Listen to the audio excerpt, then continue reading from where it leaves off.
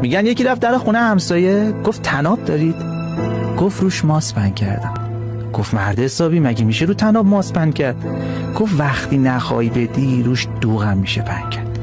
وقتی میبینی کسی برات وقت نمیذاره، برات نمیجنگه، پای حرفات نمیشینه، یعنی نمیخواد، یعنی رو طنابش ماس پهن کرده.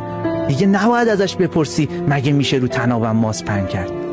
کسی که بهت میگه وقت ندارم، یعنی تو جزو اولویتاش نیستی. وگرنه آدما برای چیزی که اولویتشون باشه وقت خالی میکنن.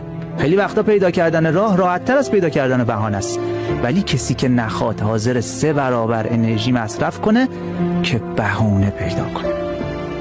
آدما رو تو معذوریت نذار، درا رو باز بذار که هر کی میخواد بره راحت بره.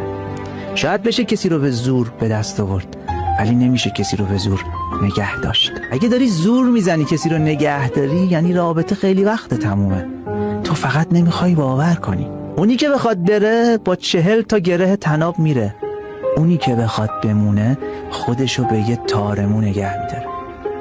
اونی که دلش گیرت نیست و نمیتونی نگهش داری. به قول شاعر، آن کس که دل بریده تو پا هم ببریش، چون طفلی از کنار تو با دست